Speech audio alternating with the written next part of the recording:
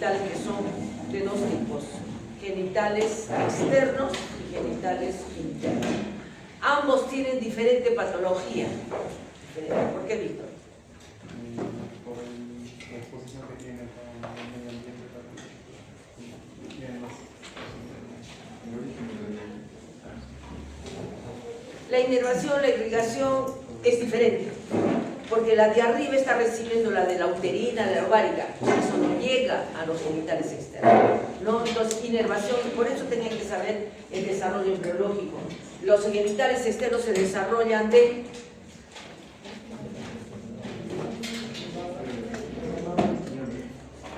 genitales externos se desarrollan de, Rodrigo, de la cresta urogenital, que es de la cloaca, que está configurada por dos capas: ectoendodermo, no hay mesodermo, y nuestro útero varios trompas del conducto de Müller, que es derivado del mesodermo. Entonces, tienen totalmente origen diferente, por eso la patología es diferente, la inervación, la irrigación. Yo no voy a ir a parar la circulación desde la parte vaginal. ¿A dónde voy a llegar? O desde arriba no voy a ir a parar un hematoma vulvar, porque es totalmente diferente. Por eso es importante que nosotros hayamos recordado la embriología y la anatomía. Y ahora vamos a la parte de cómo funciona, bueno, cómo es la endocrinología, que es lo que les patea el cerebro a mucha gente, porque es difícil, no es fácil manejar hormonas. Para los endocrinólogos, eso estudian todos los días, ellos manejan todos los días solamente hormonas, pero nosotros tenemos que manejar todo. En la ginecología somos holísticos, que manejamos todo, por eso lo llevan al final de la carrera, al final, cuando ya todos los cursos ya han desarrollado.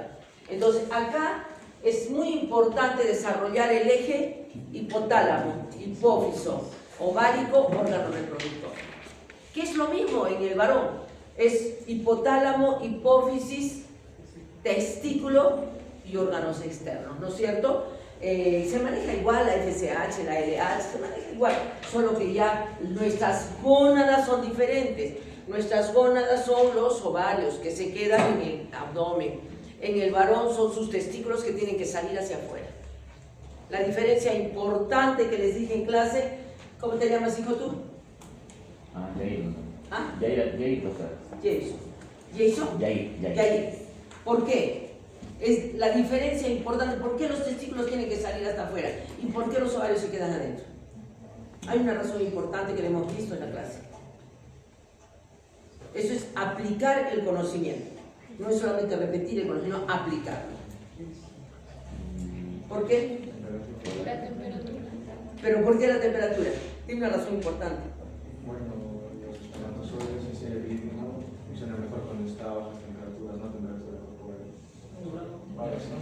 Para el desarrollo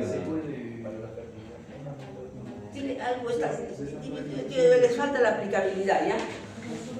Los ovarios no tienen ovogonias. Esos se quedaron en la vida fetal. Eso lo he visto en embriología y ahora también lo van a ver. Y en los testículos, ¿qué tienen? Espermatogonias, son células madre. Nosotros ya no tenemos células madre. Por eso nuestro climaterio se va, porque venimos con nuestra alcancía. Que los millones se quedaron en el intraútero. Y salimos solamente con 2 millones. Y luego llegamos a la adolescencia con 750.000. Y luego maduran solo 750, 800 a lo mucho, ¿no? 350, 400, depende cuánto tiempo tienes tu edad reproductiva. Porque a nosotros se nos acabó. Porque la que embaraza es la mujer, no el varón. Por eso la diferencia. Como tienen células madre, tienen que tener una temperatura estable. Cuando hace calor, ¿qué hace? Se la aleja del cuerpo. Y cuando hace frío, ¿qué hace? Se recoge hacia el cuerpo. ¿Por qué? Porque tiene que tener una temperatura adecuada. Por eso si lo quieres castigar, poner infeliz a un varón, ponlo en sauna. Que se vaya al sauna y que se queme. Van a tener pocos espermatozoides, porque están matando las células madre, las células madre. Bueno, por eso ponen millones. Ellos producen millones de espermatozoides. Les he dicho en la clase, un hombre basta para poblar el planeta terrestre, las mujeres no, porque nacemos con ovocitos del primer orden, ovocitos en la primera fase de la división meiótica, que se completa en la ovulación cuando ya está empezando la fecundación, ¿no? Es diferente. Bien, entonces ahora vamos a ver la fisiología. que es la parte, el otro corazón importante del desarrollo. Quien sabe esta parte, sabe dar hormonas, sabe hacer terapia, sabe dar anticonceptivos, sabe por qué sangra, por qué no sangra, por qué todo, por qué tiene acné, por qué no tiene acné, todo esto está en el desarrollo de las hormonas.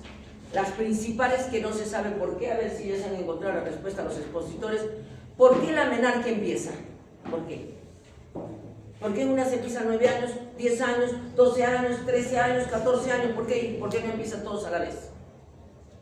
A diferencia de los varones, que la producción espermática ya empieza a 13, 14 años, y ahí se pega su estirón. La mujer a los 12 años, 2 años antes nos adelantamos al varón. En nuestro desarrollo en la adolescencia, eso lo vamos a ver en ginecología infantil-juvenil. Bien, entonces, como me van a explicar, yo no lo voy a explicar para que ustedes lo digan, empieza a liberarse la GNRH, que está ¿dónde? En el hipotálamo, que ya van a decir qué núcleos, ¿no es cierto? Para no quitarle la película. Entonces, libera la GNRH, que es factores liberadores de las gonadotrofinas.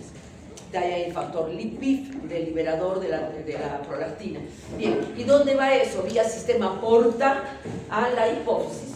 Que la hipófisis tiene dos partes importantes, la adenohipófisis y la neohipófisis. La que nos interesa para el momento es la adenohipófisis, que produce todas las células acidófilas, basófilas, ¿no es cierto? Ya, ahí se producen nuestras hormonas más importantes en el eje que se llama FSH y LH, ¿no? La prolactina la veremos después, TSH la veremos después porque son muy parecidas. Entonces, ¿qué pasa? Se libera la FSH, que el nombre dice, ¿qué es la FSH? ¿Qué nombre tiene? Folículo estimulante. Entonces, ¿a quién estimula? A los folículos. ¿Dónde están los folículos? En los ovarios. Entonces, ahí vamos a ver, ojalá que lo pongan, la cohorte o reclutamiento, la selectividad y la dominancia, que son las fases de la primera fase del desarrollo folicular en el ovario. ¿Ya? Entonces ahí van a ver que de 50 picogramos de tinil-estradiol llegamos hasta 300 picogramos. ¿Cómo se desarrolla? Eso lo van a desarrollar ellos. Bien, entonces viene hasta una parte que decimos 300 picogramos de estradiol, y de ahí ¿qué pasa? Se libera la FSH, la LH. La LH se va a liberar. ¿A qué hora se libera? A las 3 de la mañana, me van a explicar por qué. ¿Ya? A las 3 de la mañana se libera y ahí hay el pico de ovulación. Se debe la ovulación a la LH, no a la FSH. Libera el folículo, empiezan a decaer la progesterona, sube, los estrógenos empiezan a bajar, hasta el punto que llega a 50 picogramos y hay un feedback positivo y otra vez se libera la GNRH. Mientras tanto, los ovarios, creció los folículos. ¿Qué producen los folículos? Son como 23 hormonas. Espero que me las hayan traído siquiera unas 10. No solamente produce estrógeno, progesterona, produce 23.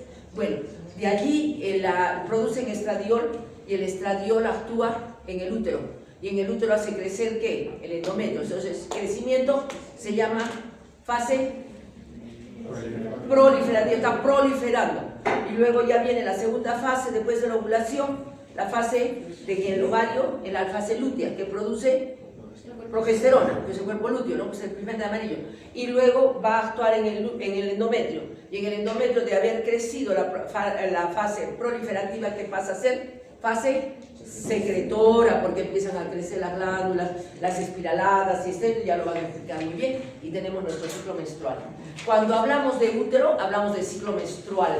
Cuando hablamos de ovario, hablamos de ciclo ovárico, y cuando hablamos de todo, ciclo genital. Así que cuando les pregunten el examen, no me empiecen a contestar. Si yo pienso fase menstrual y me empiezan a hablar de la FSH, ¿qué tiene que ver? Ahí solamente es el endometrio, nada más menstrual, y ahí viene la menstruación y otra vez empieza a crecer. Por eso depende de la fase en la que estoy hablando. Bien, entonces ahora, para que vean cómo se forma también, ¿quién se forma primero en la esteroidogénesis? La testosterona, la progesterona, el estrógeno, ¿quién? Y cómo se elimina en orina, cómo puedo detectar en orina, cuántos estrógenos tenemos. Todo eso lo vamos a desarrollar en el curso. No he tenido tiempo de revisar. No les manden de 8 de la noche, hijitos, yo estoy trabajando. Yo trabajo hasta las 10, 12 de la noche, después trabajo mis investigaciones. Tienen que mandarme un día anterior para poder leer y darles mis opiniones, ¿ya? Bien, el orden de la exposición. No, ahí no estoy, quiero el papel. Como todavía no las conozco, yo quiero el papel. O los conozco. ¿Cuántos varones hay en la clase? 1, 2, 3, 4, ¿cuántos hay? Sí. 7, 8. 8 nomás son. 8 de 28, de 29. Está dominando el sexo femenino. Hace un buen rato. Bien, entonces quiero que hablen como yo, que hablen fuerte, que así expongan. Una cosa es la ayuda audiovisual y otra cosa es lo que está en la cabecita y que quiero que lo expliquen. Porque estamos revisando nomás, esto lo han hecho en endocrinología.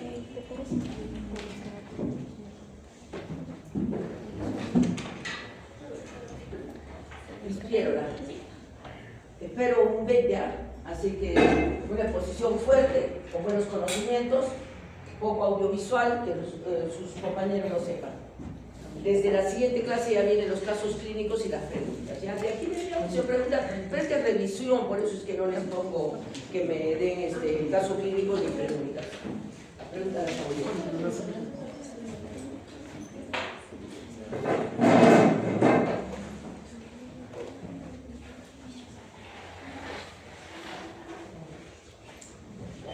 Ok. Me voy a dar para escucharlos. Te pasas a un pasito adelante.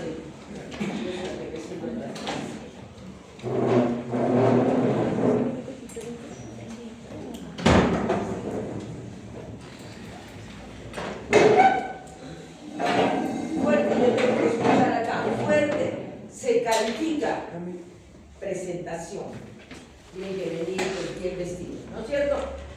1, presentación. 2, dominio escénico, conocimientos, habilidades y destrezas en su exposición, ¿no? Para atraer la atención del público. Así después las preguntas y respuestas. O sea, se califica aquí las diapositivas, se califica todo el grupo. Las diapositivas tienen que estar que yo las lea hasta acá.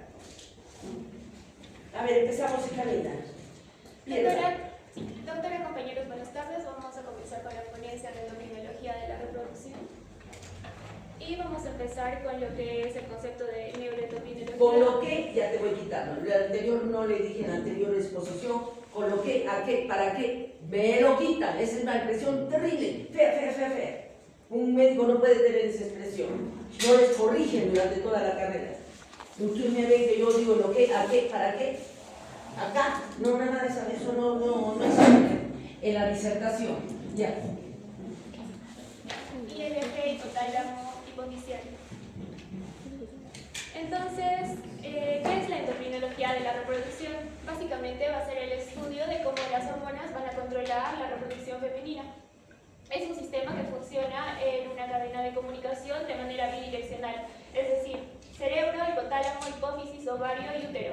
Pero a la vez también va a haber un feedback tanto negativo como positivo o retroalimentación, que lo vamos a ver más adelante, en el cual el ovario también envía información de regreso al cerebro mediante sus propias hormonas. Básicamente, el cerebro recibe toda clase de estimulación e información del ambiente, el estrés, funciones o factores metabólicos, nutricionales, y estos pueden influir en lo que es el hipotálamo. Y el hipotálamo, a su vez, va a transformar esta información en lo que son señales hormonales y también lo que son... y los ovarios también van a generar lo que son hormonas. Y entonces vamos a comenzar con lo que es el hipotálamo para entender mucho mejor el hipotálamo hipofisario ovario. El hipotálamo es una estructura que se ubica en la base del cerebro, debajo del tálamo y por encima de la hipófisis, y está unido con la hipófisis mediante lo que es el infundíbulo o tallo hipofisiario. En el hipotálamo tenemos 3 zonas importantes. La área preóptica, el núcleo olfato infundibular y también el núcleo supraquiasmático, los cuales son importantes porque vamos a encontrar ahí las neuronas productoras de GnRH. Estas neuronas son escasas y también tienen una vida media muy baja.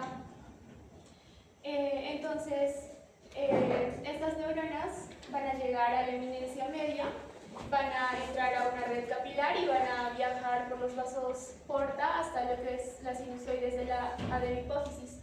Este sistema se conoce como sistema porta hipotálamo hipoficiario y es importante porque al haber pocas, de unas 1000 a 2000 neuronas de GNRH y tener una vida corta también, va a pasar que pueden diluirse y dispersarse por la circulación sistémica, pero el sistema porta-hipotalámico hipoficiario va a hacer que lleguen a su sitio de acción en una cantidad adecuada. Luego tenemos a la GNRH, o también conocida como hormona liberadora de gonadotropinas.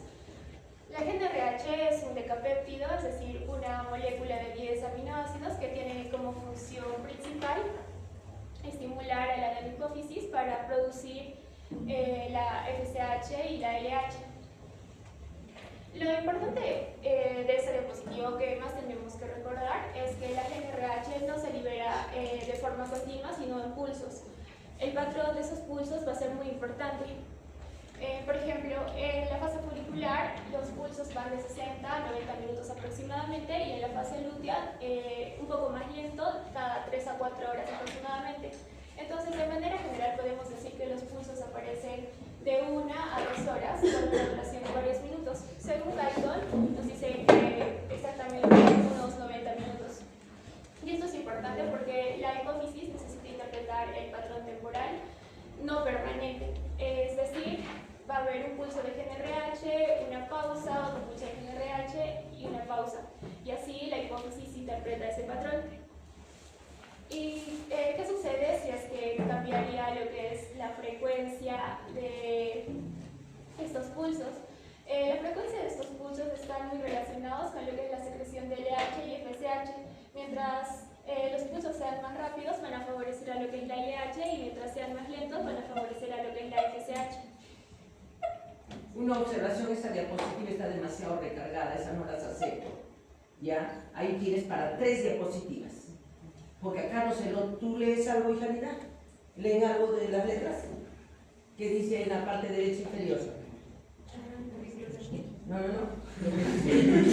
No se lee, les he dicho las letras grandes. Esa diapositiva está para 3. Tiene que ser, si no las diapositivas, todo el grupo se va bajando 1 punto, 2 puntos, depende de la presentación. Entonces, las diapositivas tienen que ser importantes para su presentación. Tiene que leerse hasta atrás. Imagínate que esa yo voy a exponer en un congreso mundial donde tengo 6.000 participantes y no van a leer nada. Entonces es una mala presentación, ¿sí? Ya, sí. Bueno, otra cosa que debemos recordar es que una GNRH pulsátil es igual a estimulación y una GNRH continua y sometida es igual a una desensibilización. Es decir, si nosotros vamos a administrar GNRH continuamente, lo que va a suceder es que en vez de estimular permanentemente a la adenohipófisis y que haya una respuesta celular mucho mayor, va a generar que haya lo contrario. Entonces disminuye los receptores de GNRH en la superficie de las células gonadótropas, y esto a su vez va a suceder que va a haber una disminución de lo que es la secreción de la FSH y la LH. En cambio, si la GNRH va a ser pulsátil, va a generarse una buena respuesta de las células gonadótropas y aumentar la disponibilidad de los receptores.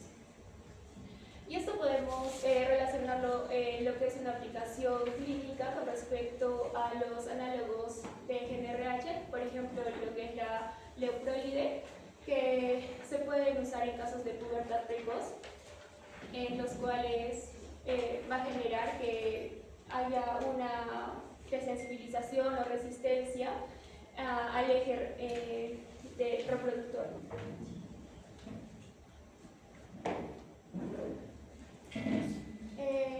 Bueno, el siguiente punto va a ser la hipófisis y las células. Otra, que es para 2 diapositivas mínimo. Porque ahí, ¿cómo me vas a explicar? Tú estás hablando y la diapositiva está puesta, no está señalando cómo los pulsos de GNRH cuánto es el pico de LH, el día de la GNRH, cuánto se produce, cuántos minutos está en circulación y su concentración. No hay nada.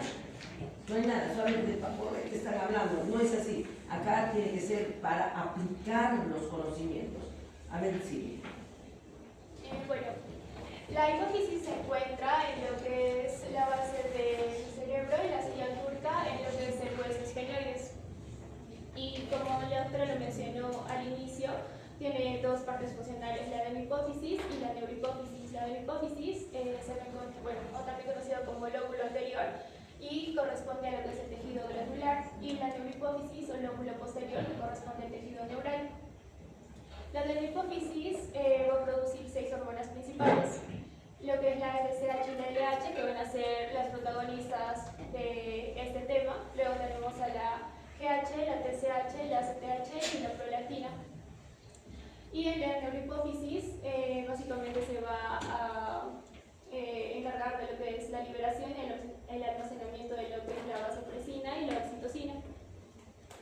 Pero en esta parte vamos a centrarnos más en lo que es la de la hipófisis, ya que en acá es donde va a actuar la GNRH y se va a producir la secreción de FSH y LH.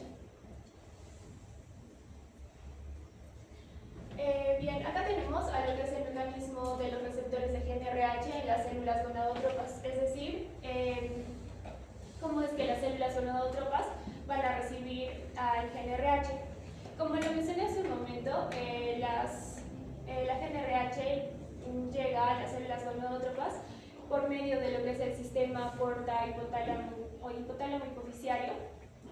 Y este GNRH se une al receptor de la membrana de las células gonadotrópas, que se va a unir o está acoplado a lo que es la proteína G. Entonces va a haber una activación del receptor y esto va a desencadenar una cascada de varias células. Entonces va a haber una activación de la fosfolipasa C, que a su vez va a generar que haya un aumento del calcio intracelular, y este aumento del calcio intracelular va a generar que haya una activación de la proteína quinasa C, y esto una secreción de la FSH y de la LH. Con respecto a la estructura de la FSH y la LH, tienen una subunidad alfa y una subunidad beta. Ambas comparten la subunidad alfa, tanto FSH, LH, TSH y HCG, que por eso también hay como una similitud estructural entre lo que es la LH y la HCG, que bueno, mi compañera lo va a hablar en las futuras diapositivas, pero que es importante en lo que es el embarazo temprano. Y luego tenemos a la subunidad beta, que esta básicamente aporta la especificidad biológica. Y en la FSH hay 112 aminoácidos y en la LH 115. Ahora, con respecto a la aplicación clínica que podemos ver acá, es que, por ejemplo, en un prolactinoma va a haber un aumento de prolactina que va a inhibir la secreción del GNRH. Entonces, al disminuir lo que es el GNRH, va a haber también una disminución de lo que es el FSH y el LH, y esto va a causar una alteración menstrual y ovulatoria. También puede haber un daño hipoficiario después de que haya una hemorragia obstétrica severa. Y esto, durante el embarazo, la hipófisis suele aumentar de tamaño, entonces va a haber una disminución del flujo sanguíneo hipoficiario, y esta disminución del flujo sanguíneo puede generar lo que es una necrosis hipoficiaria, y a su vez esta una insuficiencia hipoficiaria, es decir, va a haber una disminución de la FSH y la LH.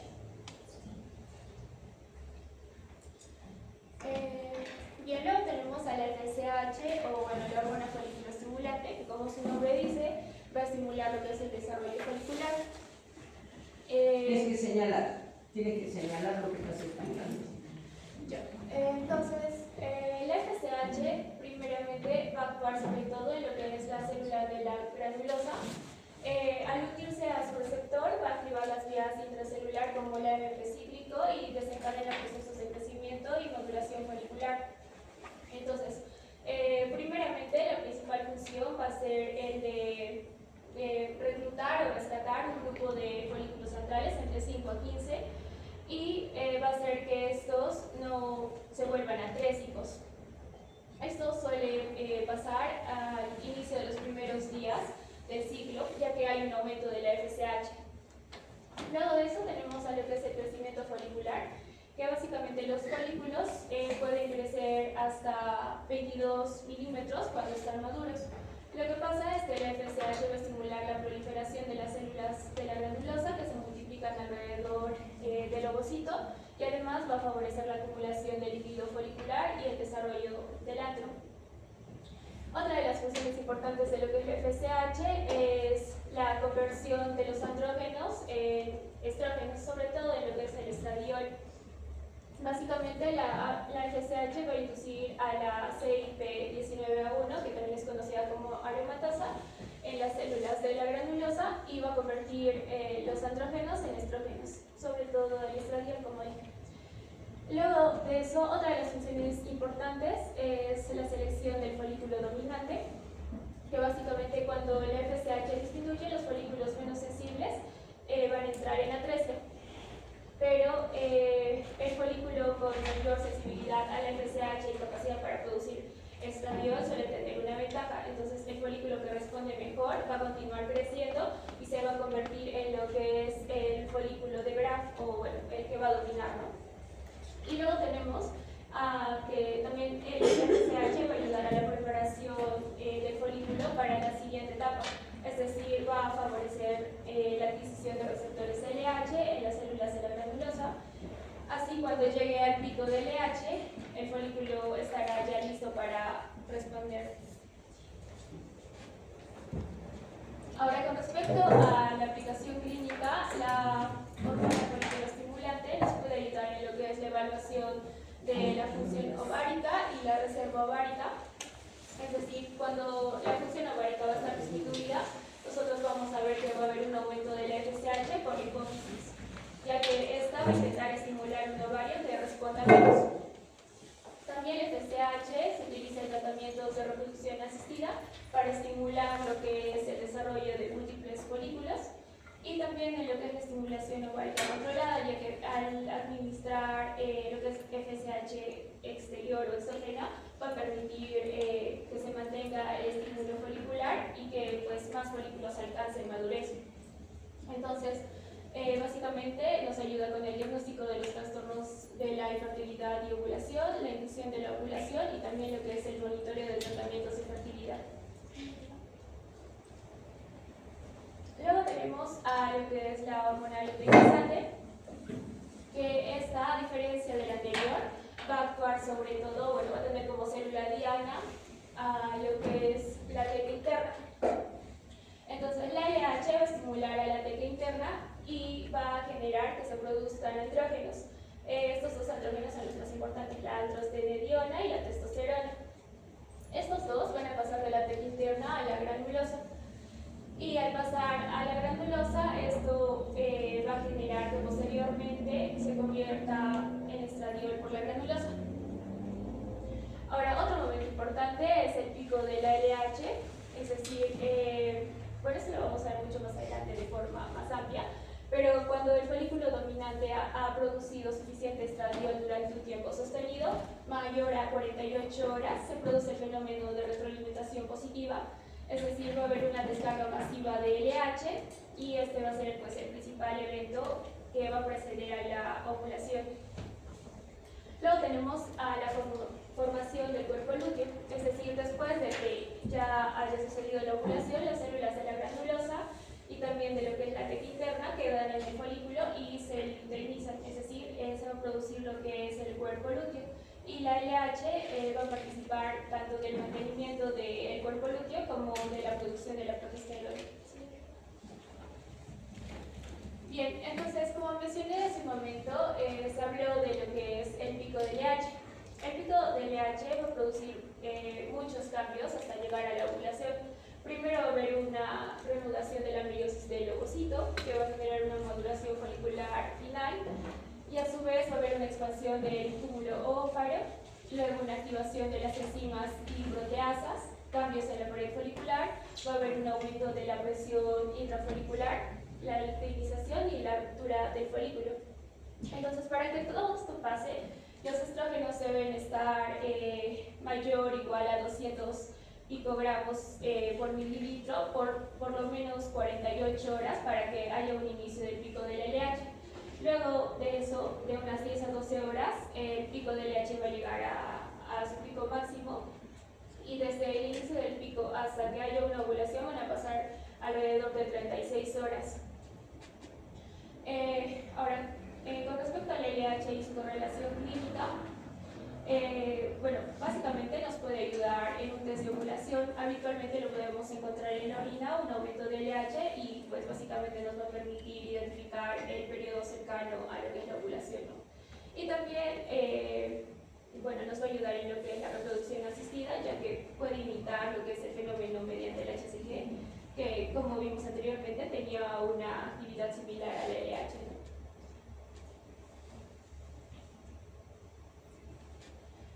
Bueno, luego tenemos al modelo de las dos células, que es la teca y la granulosa, que básicamente este modelo nos dice que tenemos dos tipos de células que ya mencioné antes, que es la teca interna y la granulosa, y dos gonadotropinas, la LH y la FSH, y ambas pues actúan como una asociación, ¿no? La teca interna va a aportar los andrógenos y la granulosa va a realizar la conversión final a estrógenos. Entonces, básicamente, la LH llega a la célula de la teca interna a través de su receptor, y la teca interna va a producir tanto lo que es la aldosterona y la testosterona. Entonces, estos andrógenos que se van a producir en la teca van a pasar a la granulosa por difusión, y mientras tanto el FSH pues se va a unir a su receptor de las células de la granulosa para activar lo que es la enzima aromatasa, y pues se pueda transformar de lo que es andrógenos a estrógenos.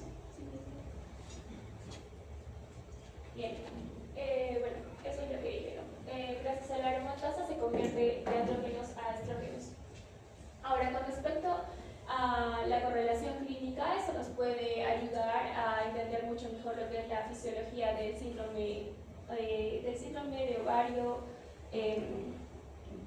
metabólico poliendocrinológico, que básicamente nos dice que al haber un estímulo androgénico excesivo sobre la teca, es decir, una producción mayor de andrógenos, lo que va a pasar es que se va a producir más androstenediona y también lo que es la testosterona. Y como va a haber una gran producción de andrógenos, todos estos andrógenos no se van a poder convertir en estradiol, entonces va a haber muchos más andrógenos circulantes en la sangre. Y al haber más andrógenos, pues se va a, bueno, la clínica vamos a ver hirsutismo, acné, poliquistosis y alteraciones menstruales, ¿no? Bueno, luego pasamos a lo que es la retroalimentación negativa, que básicamente nos dice que este es para evitar la estimulación excesiva del ovario. El ovario produce tres hormonas, lo que es el estradiol, la progesterona y las inhibinas tanto A como B, y estas pueden reducir la actividad del hipotálamo y la hipófisis. Es decir, así como hay dos tipos de retroalimentación, la negativa y la positiva. Entonces, la retroalimentación negativa, lo que, bueno, va a estar mediada sobre todo por los ovarios, ya que lo que es la progesterona, el estradiol y las inhibinas van a disminuir las frecuencias de los pulsos de GnRH, y esto sube la FSH y la LH. Pero acá lo importante es resaltar lo que es el estradiol, ya que esta también puede desencadenar una retroalimentación positiva, pero esto depende a la cantidad que haya. Es decir, para una retroalimentación negativa vamos a necesitar, por así decirlo, un estradiol en cantidades menores o normales o moderadas. En cambio, para una retroalimentación negativa, el estradiol va a tener que superar una cantidad. Ahora, con respecto a la retroalimentación negativa, esto nos puede ayudar a entender lo que es la fisiología de los anticonceptivos hormonales, es decir, su administración tanto de estrógenos como de progestógenos exógenos va a simular lo que es un estado hormonal que mantiene inhibido el eje. Esto va a hacer que haya una disminución de la GnRH, del FSH y de la LH, y esto va a evitar que haya pues, un desarrollo folicular adecuado, y también se evita el pico del LH necesario para la ovulación, es decir, una combinación de estos anticonceptivos hormonales van a prevenir lo que es la ovulación. Bien. Luego tenemos a lo que es la retroalimentación positiva. Como dije, en la mayor parte del ciclo menstrual va a haber un feedback negativo, es decir, el estradiol se va a concentrar de manera moderada o se va a producir de manera moderada, pero ya cuando, justo antes de la ovulación, el folículo dominante va a producir una concentración elevada de estradiol, es decir, como dije anteriormente, mayor a 200 picogramos por mililitro por un tiempo sostenido, por así decirlo, de 2 a 3 días, mayor o igual a 48 horas. Entonces, cuando pase esto, va a haber un cambio de comportamiento, es decir, el estradiol va a alcanzar esos niveles adecuados y en vez de inhibir, va a estimular, entonces va a haber una retroalimentación positiva. Y esto se da gracias sobre todo a lo que son las neuronas de la dispeptina, que van a aumentar la activación del circuito reproductivo y esto pues va a producir una descarga importante de lo que es GnRH. Ahora, estas neuronas de dispeptina van a actuar sobre todo en las células de la GnRH y esto va a estar mediado sobre todo por hormonas sexuales como el estrógeno, la testosterona, la progesterona, el estado de energía, los ciclos biológicos de la persona. Ahora, una vez que ya haya un pico masivo de LH, el hipófisis va a responder con una como que estimulación mayor de LH varias veces en comparación a la MSH. Entonces se va a producir un pico de LH que va a generar la ovulación. Bien, entonces en resumen, para todo lo que hemos hablado, en lo que es el eje hipotálamo hipófisis ovario, el eje va a comenzar en lo que es el hipotálamo, generando la secreción pulsátil de GnRH. Esta GnRH va a llegar a la eminencia media y va a pasar por el sistema pórtico talámico hipofisiario, llegando a la de la hipófisis, y va a actuar sobre las células gonadotrópas, secretando lo que es el FSH y el LH, las cuales van a llegar a la circulación sistémica y van a pasar al ovario. Básicamente, la LH va a actuar sobre las células de la teca y va a estimular andrógenos. Y el FSH va a actuar sobre las células de la granulosa, pero va a estimular la aromatasa para que los andrógenos, al pasar por la teca y la granulosa, se puedan transformar en estrógenos, sobre todo lo que es el estradiol. Ahora, la concentración de estradiol, mientras el folículo se va desarrollando, se va a ir incrementando. Entonces es así como va a transformarse de un feedback negativo a un feedback positivo. Cuando el estrógeno ya esté muy elevado, entonces va a haber un pico de LH y ese pico de LH pues va a presionar a la ovulación. Y a su vez, mientras la progesterona va a estar como ayudando al endometrio a una posible implantación, a su vez va a haber un feedback negativo de las hormonas del ovario que van a llegar hacia el hipotálamo hipófisis para que se cierre el circuito y termine todo el ciclo.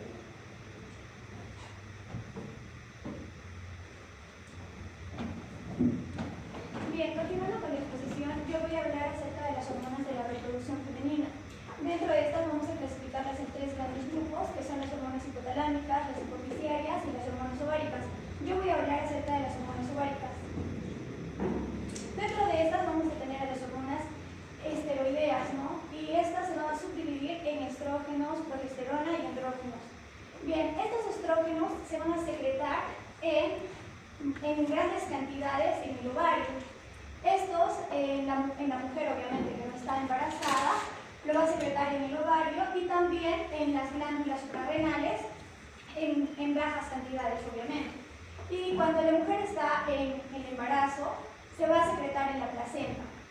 Vamos a tener en el plasma sanguíneo 3 tipos de estradiol. El primero es el beta-estradiol. Este es el principal y el más importante porque es el más potente. Básicamente seguido a este va a estar el estrona. La estrona, va a estar en menor potencia y básicamente vamos a poderlo encontrar de forma sobre los tejidos periféricos aparte de los andrógenos, ¿no? Y esto se va a encontrar básicamente en la glándula suprarrenal y también en las células de la teca.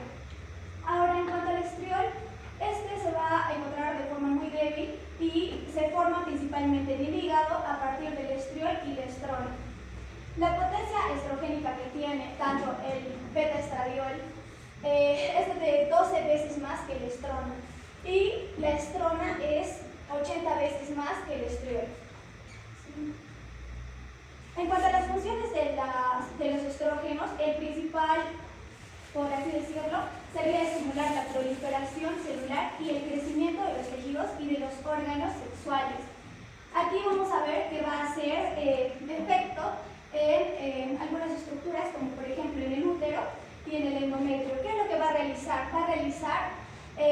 Va a estimular el crecimiento tanto del útero, de la vagina, de los genitales internos y externos, como podemos observar.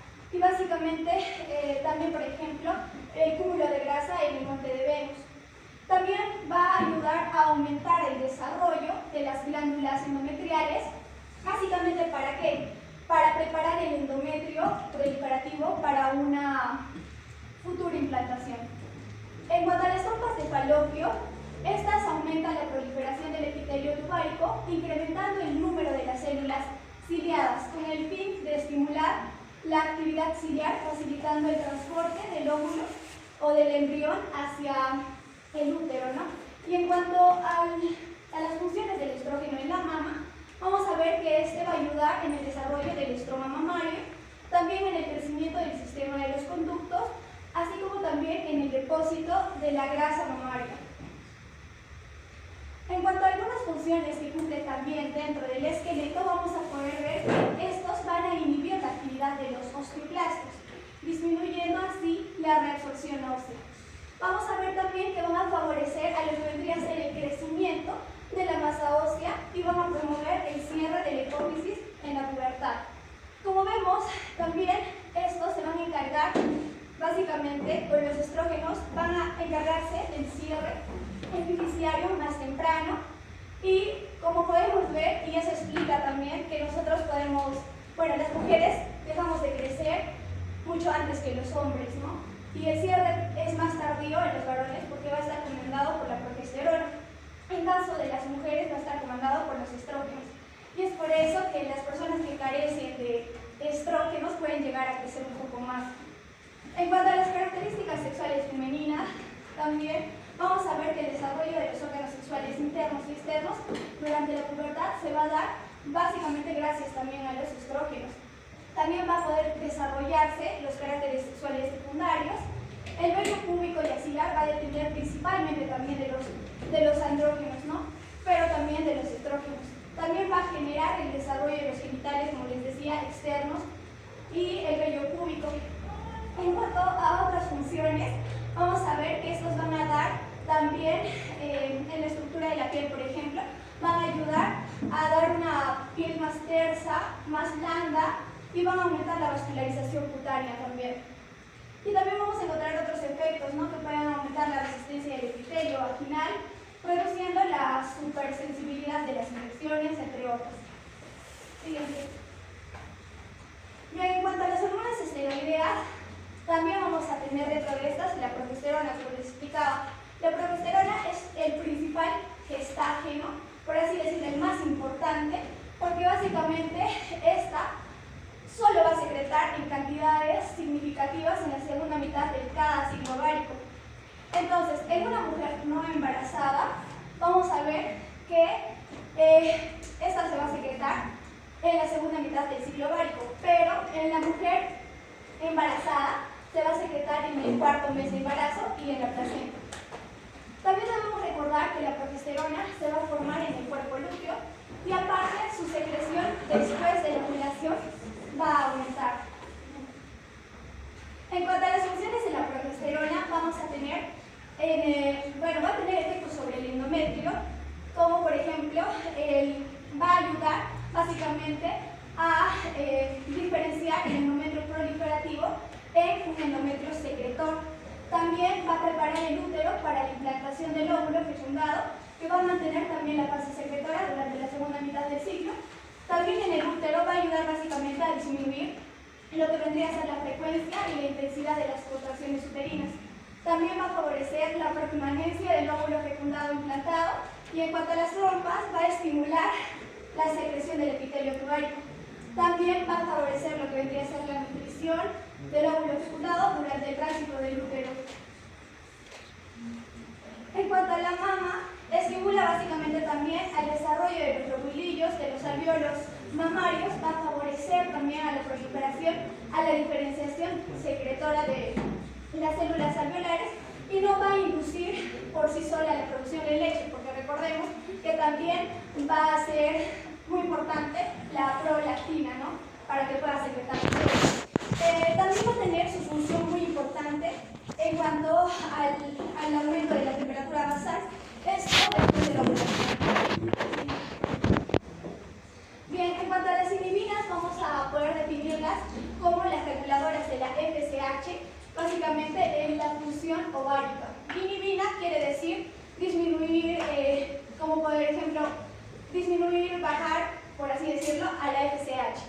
Les voy a ir explicando, básicamente las inhibinas son hormonas glicoproteicas que se van a encontrar en las células de la granulosa, o sea, en el ovario. La función principal que tienen estas es de ejercer la función negativa selectiva sobre la hipófisis anterior, disminuyendo de manera preferencial, como les decía, la FSH.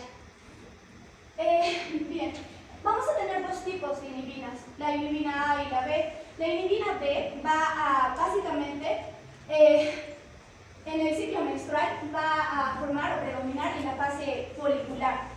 En la fase folicular, porque va a estar producida por las células de la granulosa, como les explicaba, y va a disminuir la FSH, ¿no? Y va a participar, obviamente, de manera... va a participar en la selección del folículo dominante. Y en cuanto a la inhibina A, esta se va a encontrar en la fase lútea y va a estar producida principalmente por el cuerpo lúteo en el tejido lúteo, ¿no? Esta va a disminuir también la FSH durante la fase lútea y va a constituir, a mantener los niveles bajos de la FSH hasta el final del ciclo. Siguiente, por favor. Para poder entender un poquito más de las inhibinas, como les decía, y como mi compañera les explicaba, la FSH se va a encontrar en la hipófisis anterior, es decir, que ella va a secretar FSH, ¿no? ¿Y qué es lo que hace cuando la FSH va a estar elevada? Va a empezar a crecer múltiples folículos. Entonces, al generarse múltiples folículos, la granulosa va a producir más estradiol y más inhibina B. Y al producir inhibina B, como les decía, va a inhibir la FSH. De lo que estaba elevada, va a hacer que baje, y esto con el fin de que el folículo con mayor sensibilidad a la FSH sea o continúe creciendo, ¿no? Para que pueda pasar a la fase de la selección del folículo dominante. ¿Sí? Bien, en cuanto a otra hormona, es la hormona antimülleriana. Esta hormona la vamos a encontrar también en las células de la granulosa, que básicamente estas van a estar alrededor del ovario y van a ayudar a nutrirla también. Esta hormona va a reflejar básicamente la reserva ovárica. Es muy importante porque su función fisiológica endocrinológica de la hormona antimülleriana participa en la regulación de la foliculogénesis. Básicamente esta no se va a expresar en cualquier momento del ciclo. Esta netamente se va a expresar en las etapas maduras. ¿Eso qué quiere decir? Que en el folículo preantral y en el folículo antral pequeño es donde se van a generar estas hormonas antimüllerianas. Entonces, estas tienen la función del reclutamiento y el crecimiento folicular, evitando que demasiados folículos pues avancen dependientes de FSH. Básicamente, esta va a ser un stop de que básicamente va a ayudar a frenar la creación de la reserva ovárica, ¿no?, de la mujer. En cuanto a los folículos, podemos ver cuando nosotros vemos a la hormona antimülleriana alta, vamos a ver que los folículos pequeños van a estar en crecimiento, van a ser mucho más. Entonces, cuando esto básicamente se va a presentar en el síndrome de ovario poliquístico, bueno, ahora llamado síndrome de ovario metabólico poliendocrino, básicamente, y también en las mujeres jóvenes. Y en cuanto a también cuando esta hormona esté baja, podemos sospechar que sea por la edad y también porque vaya a haber dentro menos folículos. ¿Eso qué quiere decir? Que básicamente la hormona antimülleriana va a ser un marcador indirecto de la reserva ovárica.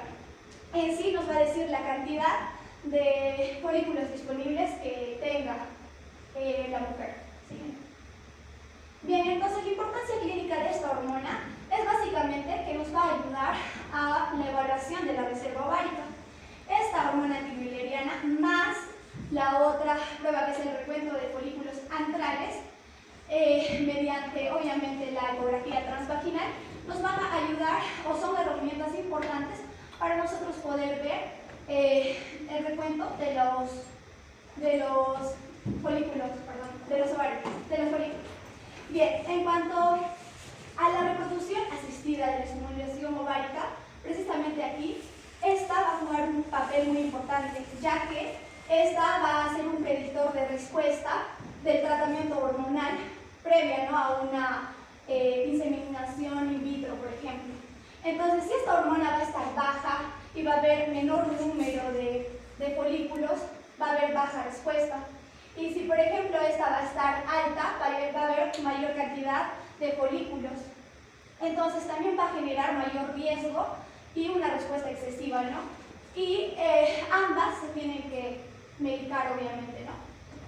O se tiene que encontrar una dosis. En cuanto al síndrome de ovario poliquístico, o bueno, síndrome de ovario metabólico poliendocrino, bueno, ahora llamado en la actualidad, suele haber un aumento de la hormona antimülleriana. Y básicamente eso va a generar el síndrome de ovario poliquístico, ¿no? Y como les decía, en el envejecimiento ovárico vamos a poder ver que van a disminuir los folículos y también los niveles de la hormona antimülleriana va a estar disminuido. Entonces, lo único que les recomiendo es que no debemos utilizar de forma aislada para diagnosticar obviamente el son, ¿no? Porque obviamente se tiene que diagnosticar con la clínica o mediante imagenología. En cuanto a la esteroidogénesis, bien, primero esta viene a ser un proceso mediante el cual el ovario va a utilizar el colesterol.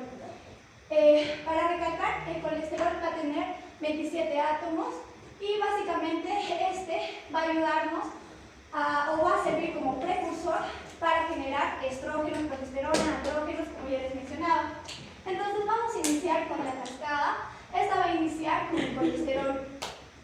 El colesterol básicamente va a ser estimulada por una de las enzimas, que es el STAR, que este va a transportar el colesterol a la mitocondria.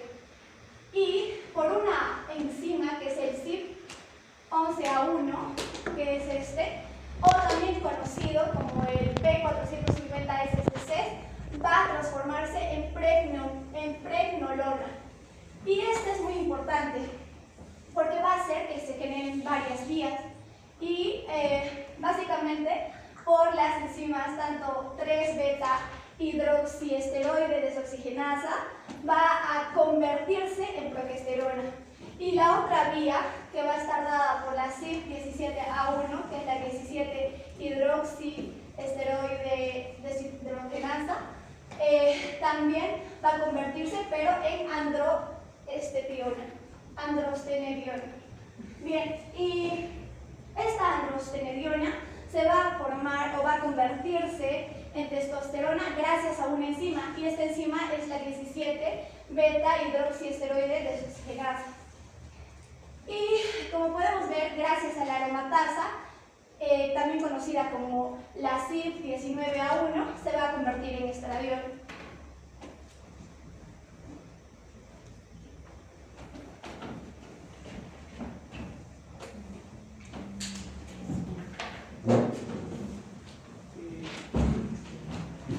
Ahora vamos a hablar de lo que sería el ciclo menstrual. Bueno, como modo de introducción, vamos a ver que el ciclo menstrual, como ya lo mencionaba anteriormente, básicamente va a preparar a la mujer para un posible embarazo y para antes de la ovulación y un posible embarazo posteriormente. Entonces, dentro de este ciclo vamos a ver que las hormonas que ya hemos hablado van a haber unas principales en las que vamos a actuar, porque este ciclo se va a dividir básicamente en dos fases, que es la fase que se va a dar en los ovarios y la otra fase que se va a dar en lo que sería el endometrio o el útero. Entonces, vemos el primer término que vemos acá, que es la menarquia, que se dice que es la primera menstruación que se da en la pubertad, ¿no?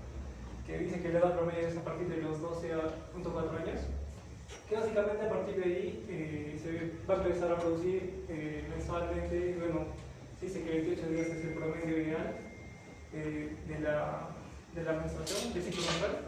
A partir de ese se va a producir hasta llegar a lo que sería la menopausia, que es el otro extremo, que el promedio también es de 51 años, que va a ser el cese de lo que sería el ciclo menstrual. Pero ahora vamos a ver un poco de términos más para entendernos. Ya, según la FIGO, vamos a ver que hay parámetros de normalidad con respecto, y los cuatro términos o principales términos son la frecuencia, la duración, el volumen y la regularidad. Entonces vamos a ver que dentro de la frecuencia, como ya les mencioné antes, lo ideal sería 28 días, ¿no? Pero para la FIGO dice que entre lo normal, que tiene que ser un ciclo menstrual a otro, o que la duración tiene que ser entre 24 y 38 días. Si este ciclo es mayor a 38, se va a llamar ciclo menstrual infrecuente, y si este es menor a 24, se va a llamar ciclo menstrual frecuente. Pero lo normal, como les he mencionado, es de 24 a 38 días. Con respecto a lo que sería la duración, en esta etapa habla de lo que es la menstruación, específicamente el sangrado. Entonces, dice que para la FIGO que lo normal tendría que durar menor a o igual a 8 días. Si este sangrado se pasa de los 8 días, la FIGO lo representa como si fuera un sangrado o una menstruación prolongada. Con respecto al volumen, vamos a ver que la FIGO también habla sobre cantidades. Tenemos lo que es la abundante, la normal y la leve. Con respecto a la abundante, dice que es mayor a 80 mililitros la pérdida de lo que sería la menstruación, y con lo respecto que es la leve, va a ser menor a 5 mililitros, y lo normal va a ser entre 79 y 6, ¿no? Pero vamos a ver que este parámetro dice que menciona que es subjetivo, porque la pérdida de la cantidad no es exacta con respecto a la clínica que te puede dar la paciente. Entonces ahí aparece lo que sería la NICE, que es otra institución, que menciona y da un significado o un término diferente que no está basado en la cantidad, sino está basado en la alteración que va a producir en este caso en la paciente o en la mujer. Entonces la NICE va a mencionar que cualquier exceso de sangrado que provoque alteraciones, ya sean emocionales, alteraciones físicas, alteraciones sociales o incluso alteraciones materiales, ya se va a considerar como un sangrado abundante. Entonces eso dice que eso es más subjetivo, porque como ya les he mencionado, que cada paciente así pierda 80 mililitros, ella puede perder 79 y no se puede considerar sangrado abundante por esa razón, pero puede tener la misma clínica o como uno puede tener la misma clínica. Ya, eso es con respecto al volumen. Y con respecto a lo que es la regularidad, básicamente es cuántos días, o sea, de cada ciclo menstrual, la diferencia entre, digamos, tenemos tres, acá les puse un ejemplo para que te mejor. Tenemos, no sé si se ve, ya. Acá se ve un 25, se ve un 30 y un 34. Estos son tres ciclos menstruales. Entonces dice que entre lo que dice la FIGO, entre el ciclo más corto, que sería el 25, y el ciclo más largo, la diferencia entre 26 y 41 años, si la diferencia es menor o igual a 7 días, se dice que es un ciclo normal o regular. Pero vamos a ver qué va a haber para esa segunda edad, porque las edades entre 18 y 25 años, por ejemplo, dice que esta variación tiene que ser menor a 9 o menor o igual a 9 días. Y también de los pacientes que son, o de las personas, perdón, de las mujeres que son de 42 a 45 años, también tiene que ser igual a menor o 9 días. Entonces, en este ejemplo, por ejemplo, vemos que la diferencia es de 9, 25 y 34 son el ciclo más corto, vemos la diferencia del ciclo más largo, vendría a ser a 9. Entonces, para un paciente, para una mujer que está entre 41 y 45 y entre 18 y 25 sería normal, un ciclo regular. Pero si hablamos de la normalidad de entre 26 y 41, vamos a ver que es un ciclo irregular. Por eso menciona que varía por la edad en los ciclos regulares. Y para no complicarse la figura, lo que hace es poner un promedio, ¿no? De los 3 ciclos, un promedio más o menos 4 días entre cada ciclo. Bueno, esto ya lo he mandado también.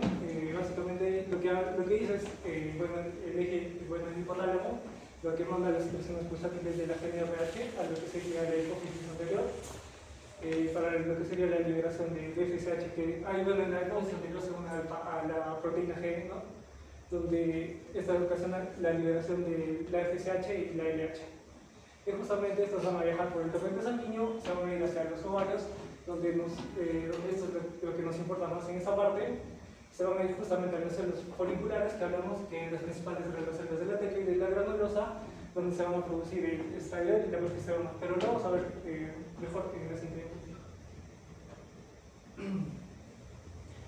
Ya, con respecto a lo que sería el ovario, básicamente, ya lo he explicado anteriormente, pero lo vamos a repasar. Básicamente lo que hace la LH es llega a las células de la teca y va a estimular a lo que sería el colesterol desmolasa, que es una enzima, la cual va a activar la producción de lo que sería la progesterona y la androstenediona, que serían los andrógenos en sí. Y lo que va a hacer la FSH llega a lo que serían los folículos, y en los folículos va a estimular a la granulosa para activar lo que sería la enzima aromatasa, que también lo hemos visto anteriormente, y la aromatasa que va a hacer convertir los andrógenos o la androstenediona en lo que sería testosterona y 17B estradiol o el estrógeno. En la siguiente imagen se ve mejor. Ahí se ve la FSH, como llega allá. Perdón, lo que me olvidé es que estos andrógenos se dice que discurren, como están adyacentes a la teca, tanto la teca interna como la teca externa, están adyacentes a lo que son las células de la granulosa, discurren y ahí las enzimas empiezan a activarse y se transforman los andrógenos tanto en el estradiol como en la testosterona. Ahora vamos a pasar específicamente a hablar de lo que sería el ciclo menstrual. Dentro de este ciclo menstrual tenemos que se va a dividir en 2 ciclos básicamente. En el ciclo ovárico, pues lo que se va a dar en el ovario, y en el ciclo endometrial que se va a dar en el endometrio. Entonces vamos a ver que la fase folicular va a pertenecer a lo que es la fase del ovario, y la fase luteal va a pertenecer a lo que sería también el ciclo ovárico. Entonces estas van a estar correlacionadas y van a estar con lo que sería el ciclo endometrial. Se van a dar casi de forma simultánea, porque las hormonas que vamos a ver se van a estar en cada parte del ciclo. Entonces vamos a tener como que una primera fase, donde va a ser la fase folicular y la fase menstrual con la proliferativa, que van a coincidir, y en este caso una segunda fase donde va a haber la fase luteal con la fase secretora. Y en medio vamos a ver lo que sería la ovulación. Ya. Nosotros nos vamos a enfocar en lo que sería el ovario, básicamente, en los folículos, y tenemos como ya les he mencionado, la primera fase, ¿no? Que sería la fase folicular, que básicamente es, ya lo hemos visto antes, que es, acá tenemos se pueden ver los folículos. Entre estos tenemos, ¿no?, el folículo primordial, el primario, el secundario, el terciario o antral, y el folículo de Graf o folículo dominante, folículo preovulatorio, que el único folículo que está o que es estimulado tanto por la FSH y la LH va a ser el folículo de Graf, para mencionarlo. Entonces vamos a ver que a partir de los folículos primordiales, la FSH va a ser la protagonista de esta etapa, y esta es la que va a estimular el desarrollo de lo que serían los folículos. En este caso, como vemos en el gráfico, la FSH como que empieza a subir justo después de que se ha producido la menstruación, porque decimos que el primer día de este ciclo empieza con lo que sería la menstruación. Entonces la FSH empieza a subir a partir de lo que sería la menstruación, y no solo la FSH empieza a subir, sino en esta etapa también vemos que el estrógeno, el estradiol, básicamente también paulatinamente va a empezar a subir poco a poco, y a medida que va subiendo el estradiol y la heminina B van a empezar a hacer una retroalimentación negativa para lo que sea la FSH en este caso. Entonces vamos a ver que los folículos, esto es importante, deberéis saberlo porque van de la mano. Si está la FSH intentando estimular a los folículos y tenemos acá al estradiol, acá como vemos en el gráfico, está intentando, bueno, va a tener la mano, está intentando subir y le está haciendo la retroalimentación negativa justamente para ubicar o para, se puede decir, evidenciar cuál va a ser el folículo dominante que vamos a tener en esta etapa. Entonces, en este caso vendría a ser solo uno. En esta etapa vamos a ver que el folículo dominante se va a decir que tiene las características o que va a tener mayores receptores para la FSH y también va a tener mayores células de la granulosa. Entonces, en esta etapa vemos que es importante que haya esa retroalimentación negativa tanto del estradiol como de la inhibina para evidenciar cuál va a ser nuestro folículo dominante, el único que va a producir lo que sería la ovulación. Entonces, como vemos en la gráfica, a medida que va subiendo el estradiol, llega un punto en donde, ya lo he mencionado anteriormente, va a pasar de la retroalimentación negativa a lo que sería la retroalimentación positiva, que lo vamos a ver en la siguiente diapositiva. Pero como resultado, básicamente todo eso vamos a quedarnos con un solo folículo y los demás folículos se van a empezar a degradar. Se dice que el folículo dominante va a crecer a aproximadamente 2 milímetros al día y hasta el mayor tamaño que he visto llega hasta 29 milímetros aproximadamente. El número que está ahí es el promedio de todos los folículos. Entonces, como veíamos en esta fase, antes de que llegue al día 14, donde se produce el pico de LH en la ovulación, antes de que llegue el estradiol junto con la inhibina, pero especialmente el estradiol, en este punto, como ya lo he mencionado, los 200 picogramos mililitro durante 48 horas,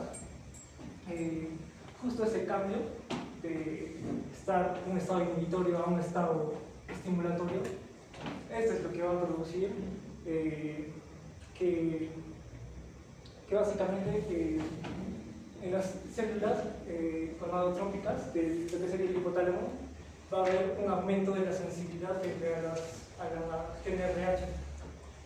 Entonces, este aumento de sensibilidad junto a este aumento, este pico de estradiol, van a producir lo que sería la liberación de LH.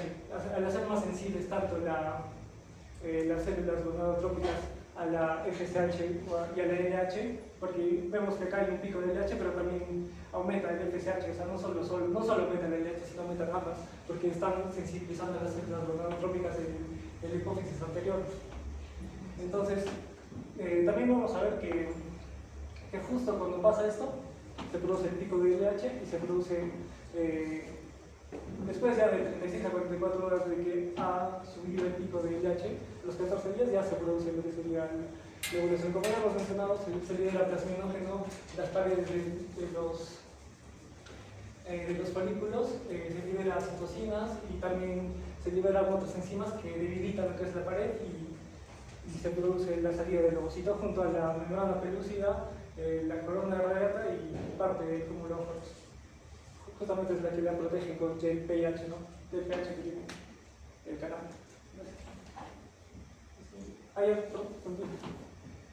Ahí también mencionan que, bueno, eso está en estudios, pero hay un factor, acá dice el factor atenuante del pico de gonadotropinas, que también justo que mencionan este cambio que les he dicho, de pasar de negativo a positivo, este factor dice que se suprime también. Este factor también suprimía anteriormente a lo que sería la FSH y la LH, junto con el estradiol y con la inhibina B. Entonces, este factor también se suprime y también es un factor importante para lo que sería el pico de LH en el día 14. La siguiente. Bueno, entonces,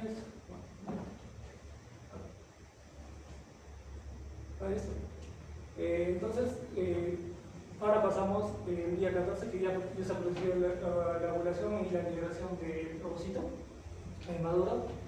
Entonces, va a tener dos caminos. Uno, o va a ser fecundado o no va a ser fecundado, básicamente. Entonces, si va a ser fecundado, entonces se va a producir lo que sería la HCG, las hormonas, las proteínas coriónicas humanas, que se van a producir a partir de lo que sería el sincidio trofoblasto. Bueno, ese es el caso aquí de fecundación. Estas van a estimular al LH para que siga estimulando a lo que sería el cuerpo lúteo, que básicamente el cuerpo lúteo es el caparazón que queda del ovocito, ¿no? Que está liberado en lo que sería la ovulación.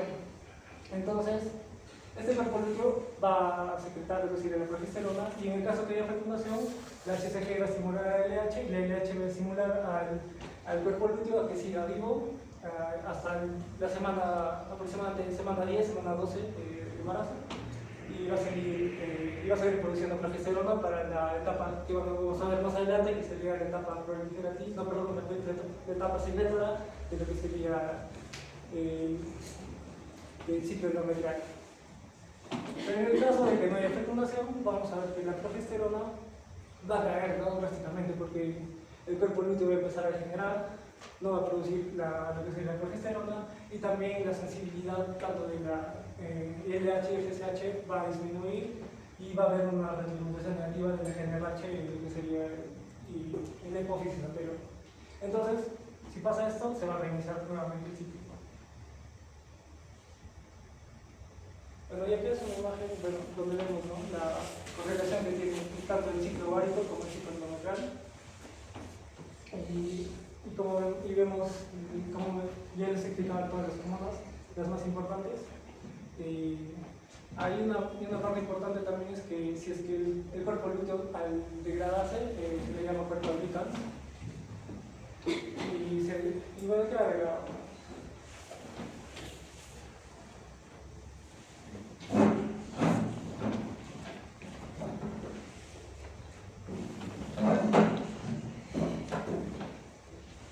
Bien, entonces como último segmento de esta exposición les voy a hablar específicamente del ciclo endometrial, y al final un resumen para de manera integral poder resumir toda la información con los puntos importantes, ¿no? Entonces, principalmente este gráfico solo es un ejemplo que voy desglosando poco a poco, porque la fase endometrial consta de 3 fases, en donde el objetivo de esta principal va a ser remodelar el útero para recibir la implantación, ¿verdad? Entonces, una vez se conoce este objetivo principal, tenemos que recién dominar todas las fases, ¿no? Entonces, la ovulación es 28 días aproximadamente en un ciclo regular, y las hormonas más importantes pues, van a ser los estrógenos y la progesterona. Y como les decía, las fases van a ser 3, ¿no? La fase proliferativa, la fase secretora, y cuando se descamentó el útero, pues la fase menstrual. Entonces, por favor. Ya. Entonces, antes de comenzar propiamente con la descamación propia de cada fase, siempre es bueno un remember de la anatomía. Entonces, a este lado, en el izquierdo mío, tenemos este gráfico clásico de los libros de anatomía, donde se reconoce de manera macro cada una de las partes del útero, ¿verdad? Entonces, de manera en capas. Entonces, de manera externa e interna tenemos ahí el perimetrio, el miometrio y el endometrio. Siendo lo más importante de esta imagen, de hecho, la irrigación por 2 motivos. Una de ellas es para el manejo de hemorragias, que es el motivo de consulta más frecuente en ginecología. Y 2, también académico, ¿no? Es una pregunta repetida y como datos, ¿no?, en el ámbito de salud, de qué trompa arterial proviene la arteria uterina.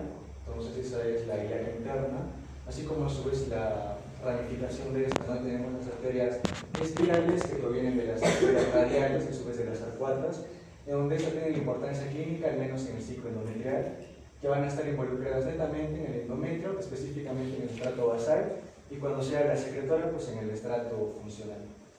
Ahora bien, yo creo que para didácticamente aprender más, de manera más gráfica, esta es una imagen de inteligencia artificial, en donde todos los componentes propios microscópicos que no se verían funcionalmente en una imagen normal, están aquí dentro. Entonces, tenemos 2 capas importantes para entender el ciclo endometrial, que es la capa basal, que como aquí lo relaciona es el cimiento, es la base, en donde van a estar compuestas células madre para regenerar el nicho regenerativo, ¿no? Que va a ser esta, que va a ser la capa funcional, compuesta, como vemos ahí, por una zona glandular y una zona estromal.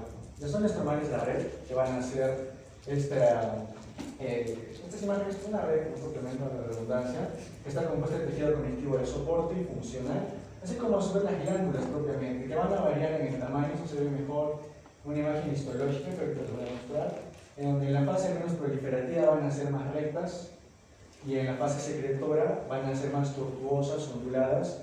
Y esto no es al azar, sino que la función de esta es almacenar justamente glucógeno, lípidos y nutrientes para que si ocurra la fecundación y posteriormente la implantación, pues se genere bien la nueva gestación, ¿no? Recibir.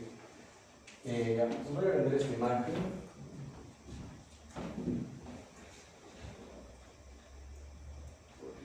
No está de más también una imagen de la vida real en una tinción de natoxilina y eosina, en donde gracias a esta tinción se puede ver la diferenciación esta, que es el miometrio, ¿no? Músculo liso, totalmente distinto al endometrio, que es todo este grosor. Como vemos aquí está grande, debido a que seguramente está en fase secretora.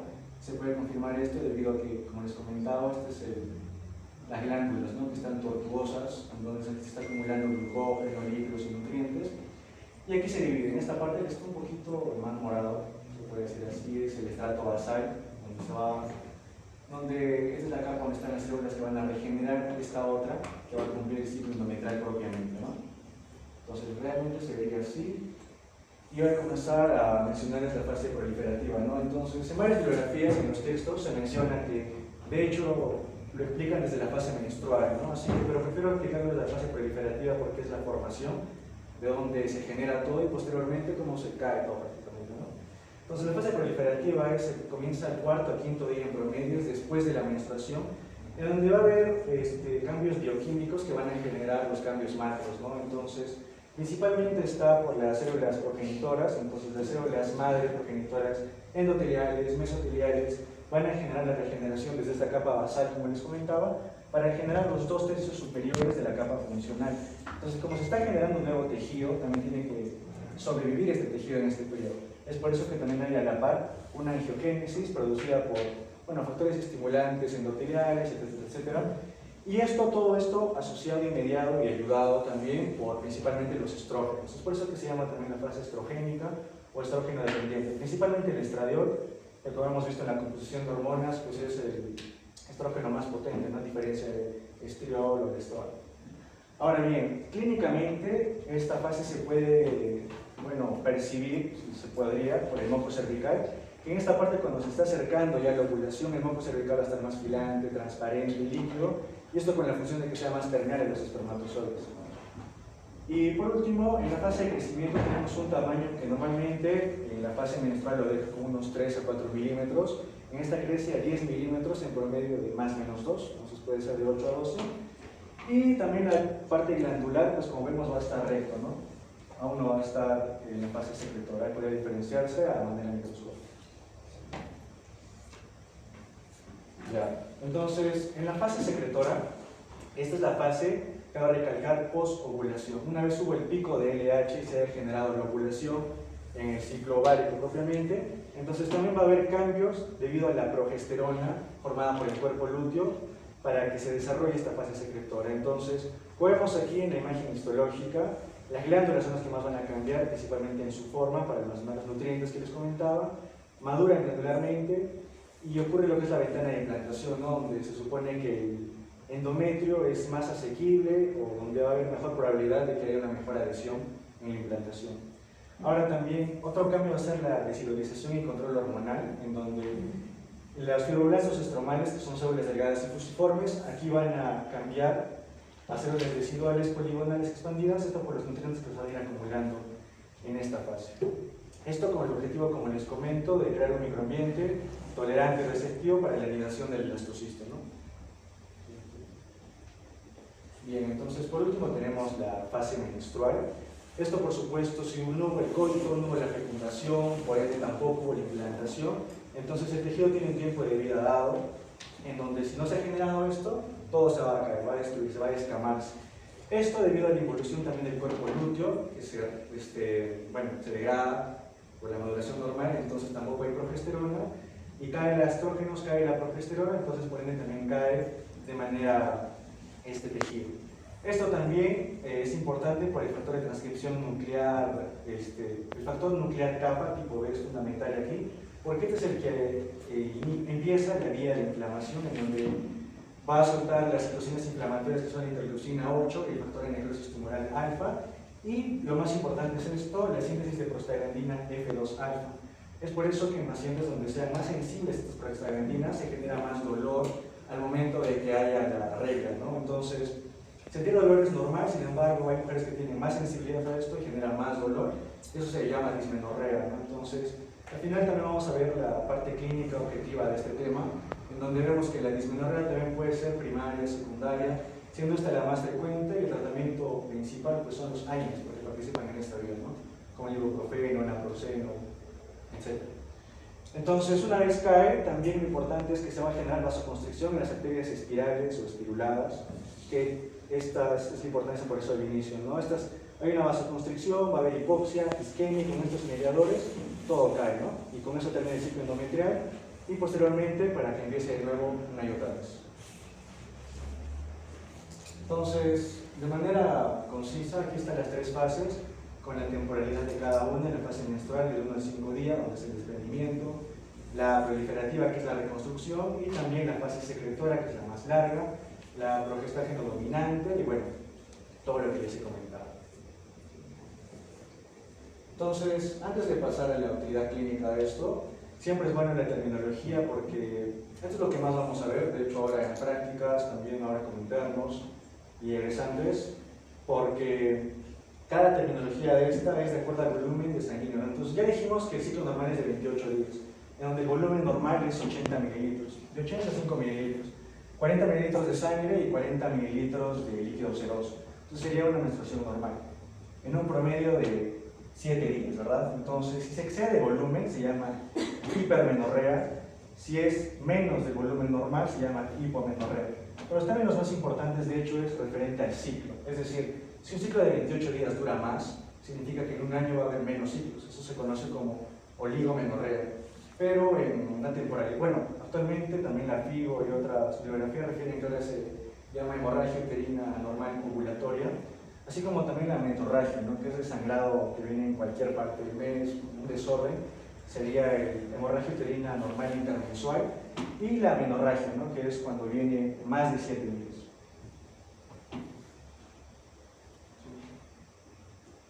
Listo. Entonces, esta imagen trata de integrar de manera fácil, entre comillas, para hablar todo lo que han comentado mis compañeros y mi persona, en donde vemos las hormonas que son secretadas por la hipófisis gracias a los pulsos del hipotálamo, ¿no? Entonces, tenemos los picos de LH, FSH, en todos. Lo importante a reconocer, creo, aquí, es que la división del medio. Una vez sepamos la división del medio, creo que era más fácil discernir cuál es predominante en cada uno, ya sea en la fase ovárica o en la fase, o el ciclo endometrial. Siendo esta, por supuesto, la ovulación, que va a la par con un pico de LH y un cambio de fase proliferativa a fase secretora. Siendo la proliferativa donde predomina la secreción de estrógenos y siendo la secretora por la progesterona. Entonces ya, la importancia clínica de este tema, al menos para poder relacionarlo a la vida real, hay 4 puntos importantes, por supuesto que es más extenso en las patologías ginecológicas. En la derecha está aquí esta parte de patologías o casos en donde no estamos muy involucrados nosotros propiamente. Hablo de ello en la revisión de anatomía patológica como la histología o la biopsia. Sin embargo, el ciclo endometrial, reconocerlo histológicamente es importante porque se usa en el estudio de infertilidad y también en el fichaje propio de las muestras, ¿no? Uno de ellos más es la inflamación e infección, que cabe recalcar que cada uno de estos tampoco es aislado, ¿no? Es decir, no solamente la inflamación va a producir esta patología, sino que todas están involucradas. Por ejemplo, la endometritis, más frecuente la endometritis puerperal, va a causar un daño en el endometrio, lo cual genera un daño en la capa basal, lo cual a la larga nos puede generar también alteraciones en el ciclo y también incluso en periodos de amenorrea, ¿no? Porque ya no existe la regeneración de la capa. Entonces iría también con las sinequias, ¿no? Sinequias y la amenorrea. Y lo mismo con los restos ovulares. Considero que esa es la parte también más importante en terminología, que está relacionada al ciclo endometrial, el ciclo ovárico. Primero tenemos la patología estructural, que pongo más o menos malformaciones, porque es cierto que confundimos endometriosis básicas, está más relacionado a la formación embriológica, anatómica. Sin embargo, hay formaciones que no son diagnosticadas en neonatología o en infancia, sino ya también en etapas donde la mujer está en desarrollo de caracteres sexuales secundarios, como por ejemplo hay un caso interesante que es el síndrome de Mayer o Nansen-Hauser, en donde, por ejemplo, el caso clínico clásico es que la paciente viene más o menos de 14, 15, 16 años, con desarrollos normales, ¿no? Como una mujer de su edad, sin embargo, que no ha arreglado aún. Entonces, el problema es directamente en la malformación en que no hay útero, ¿no? Es un caso interesante, y sabiendo el ciclo endometrial, el ciclo ovárico, se puede llegar al diagnóstico diferencial de esto.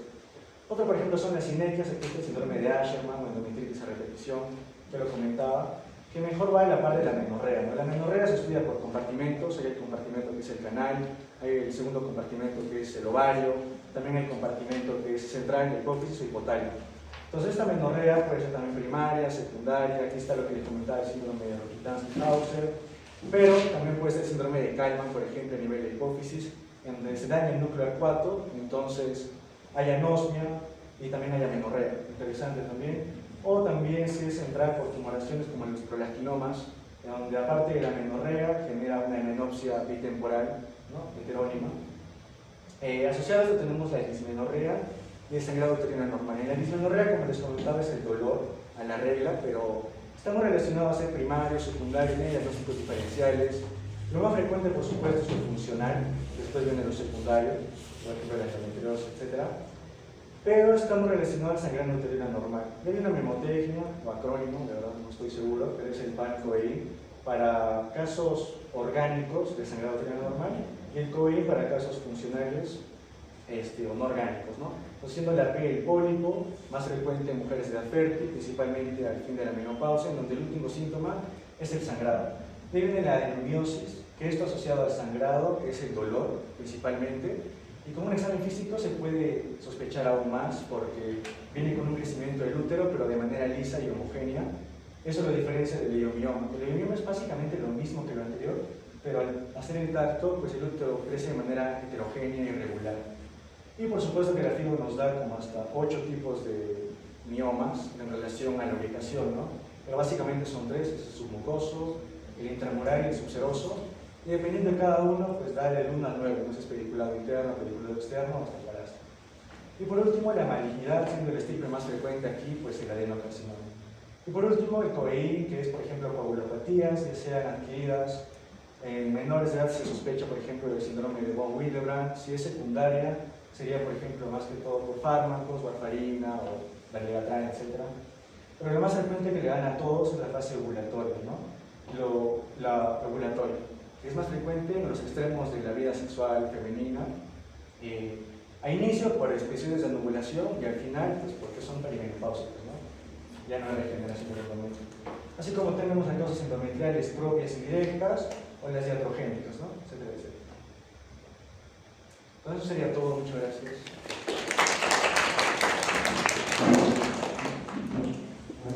Bueno, vamos a hacer algunos comentarios que nos quedan muy minutitos. Uno, que todas las diapositivas que han expuesto no me las han enviado. Acabo de revisar, porque también me mandaron tal. No están todas las diapositivas. No está la de... Bueno, faltan diapositivas. La más importante que has explicado de las hormonas, la vamos a poner, esa no está en las diapositivas que me has enviado. He estado chequeando, como no me enviaron, entonces he estado chequeando diapositiva por diapositiva de las que han expuesto, y hay 3 de las que no me han puesto. Y ya han puesto 47 diapositivas, tiene que ser 55 diapositivas para que dure la exposición en tiempo. 55, 60 diapositivas. Y como han recargado en unas diapositivas que no se debe hacer, yo voy bajando puntos a todo el grupo. 2, 3 diapositivas malas, 10 sobre 19, sobre 18, y su exposición terminan con 13, 14, 15 en exposición. Entonces tienen que ver que esas diapositivas sean didácticas. Bien, y no se expone con ayuda, ya para usted su cabecita el conocimiento. Puedes aceptar, me vas a pasar una diapositiva. Y no han puesto la diapositiva más importante del ovario con el folículo primordial, secundario, terciario, de Graf, no lo han puesto. Me lo vas a buscar en el internet o uno de ustedes y lo pasa para que lo pongamos, porque vamos a hablar al respecto. Rapidito porque tenemos poco tiempo. Miren, que esto era la parte más importante. Les dije, ahí me la dejas un rato, que ese es las hormonas. Lo que le falta son los valores. Son los valores de cuánto empieza el FSH, el LH, en dónde está. Hay unas diapositivas preciosas que con la mirada nomás ustedes ya saben cuánto entró el pico del LH, cuánto es la FSH, porque hay los valores. Esta es una diapositiva muy hecha por un escolar, no por un universitario. ¿De acuerdo? Tienen que ser un poquito más, buscar mejor. Veo que en sus diapositivas, en bibliografía lo han puesto a León Espiro, que es un amigo que lo conozco, ahorita León debe tener 92 años, es endocrinólogo, famosísimo de Estados Unidos, León Espiro, han consultado, pero es una bibliografía un poquito antigua, ustedes tienen que revisar bibliografía más moderna, ¿ya? Porque nosotros teníamos que ir al índice médicos de la biblioteca y ver dónde está en el anaquel A, sección B o G, el número 135, buscando en busca la revista, no está, ya se la habían llevado. Así buscábamos la bibliografía. Ustedes tienen recontra sencillo acá los buscadores. Entonces es facilísimo para ustedes. Y no me preparen de un día para el otro los seminarios porque sé que no lo han estudiado bien. Bien, ¿cuántas hormonas a los expositores? ¿Cuántas hormonas produce el ovario? ¿Cuántas hormonas produce el ovario? ¿Cuántas hormonas produce el ovario? ¿Cuántas hormonas? Tres principales. No, ¿cuántas en total? Ustedes contesten la pregunta que yo hago. En el examen es igual, si me contestan relleno, voy calificando mal. ¿Cuántas hormonas tiene el ovario? No. ¿Cuántas hormonas tiene el ovario? Se les he dicho. Eso los he dicho. Son 15 hormonas recontra conocidas. Solo me han expuesto 8. ¿Se dan cuenta si les tomo en el examen? 0-0. Van a sacar 0-0. ¿Cuántos estrógenos quiere otra expositora? 1, 2, 3. ¿Cuántos estrógenos hay? Los he expuesto. Son 3 principales. Son 4. 0. 0. Víctor, ¿cuántos estrógenos son? Son 4. Es E1, E2, E3 y E4. E1, la estrona, que ya he dicho que es el estradiol, que es 15 veces, no, 80 es más que el estriol. 12 veces más potente el estradiol que la estrona. ¿La estrona dónde está? En nuestra grasa. ¿Ya? La estrona es E1. La E2 es el estradiol, que es la hormona femenina por excelencia. La E3, el estriol, que es muy efímero, muy rápido, más actúa en mucosas. ¿Y la E4? El estetrol. ¿Es producida? En el hígado fetal. Entonces solamente, y ahora la terapia de reemplazo hormonal y los anticonceptivos se están sacando con estetrol. El estetrol. Y entonces, no saben. Si quieren pregunten a sus profesores, muchos profesores tampoco saben. Tenemos 4 estrógenos, ahí no tenemos 4. ¿Cuántos andrógenos tenemos? En el ovario, que produce el ovario. 3, te quedaste chiquita. ¿Cuántos? ¿Cuántos andrógenos produce el ovario? No, tú no eres expositora. Primero toma el expositor y ahí voy bajando, voy subiendo la nota, depende de lo que me conteste. Son 5. Ahí nomás, en 4, el E4 no produce el ovario, son 3 ahí. Tiene 3 y 5 de andrógenos. Ahí nomás tienen 8, son 15 hormonas. 1, la A, androstenediona, que es la hormona andrógena más